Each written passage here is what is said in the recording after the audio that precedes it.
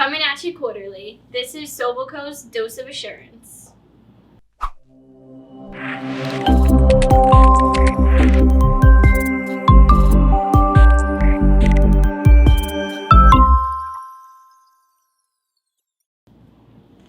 Hello everyone, and welcome to SobelCo's Dose of Assurance.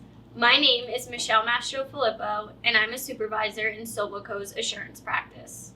And I'm Phil Saxon, and I'm also a supervisor in SobelCo's assurance practice. We have some great topics to talk about today. When the pandemic hit, we had to adapt our audits to work in a fully remote environment.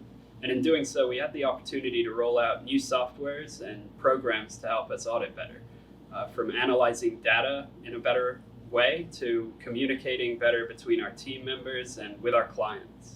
Remote auditing has also allowed us to offer a broader range of services to our clients and reach clients that are not only local to our offices. This added flexibility has allowed us to continue offering in-person and remote auditing services to all of our clients, even beyond the pandemic. I would agree with Phil that remote audits have been a great advancement in how we do our jobs. I think hybrid audits are the most effective way to complete an audit. I know I definitely work from home as well as in the office and also on site at the clients. But remote auditing is not the only change that we've had from the pandemic. There's also heightened cybersecurity risks going on. There have been a significant amount of advances in technology, but with these advances also come advances for hackers, and they're also becoming more creative in the way they are performing their attacks. I was extremely surprised to read about a survey that said only 40% of US small businesses are afraid of being a victim of a cyber attack in the next year or so. In my opinion, I would think this number would be closer to 100%. It's definitely important for companies to have a plan to mitigate risks as well as respond in case they do become victim to an attack. Yeah, these cyber risks have been evolving for a long time now, and the more present that they become, the more there's a need for cyber insurance. And these cyber insurance companies want to know a few things about their clients when they offer the insurance to them. And there's a couple measures that can be in place to help mitigate these risks. One is the use of two-factor authentication, which a lot of us have heard about, and it helps to prove that the person logging in is who they say they are.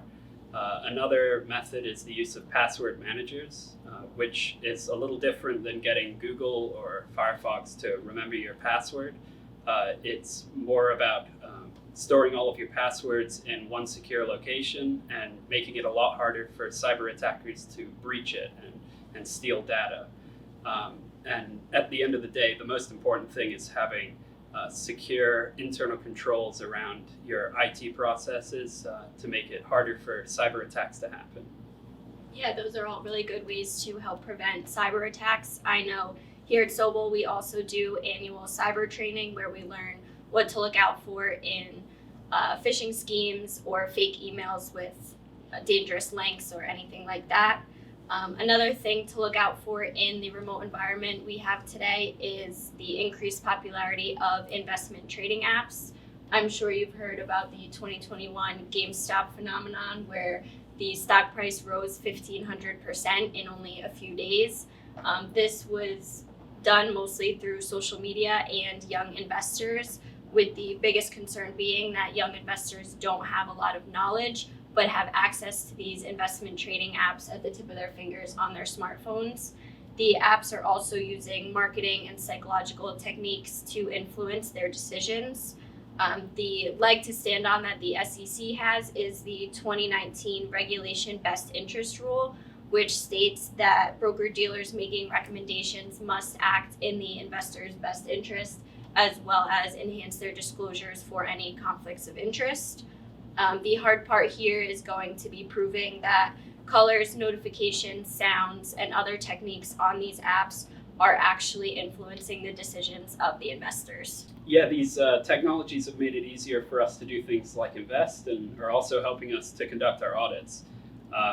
we've been able to become more efficient and effective with new softwares and technologies.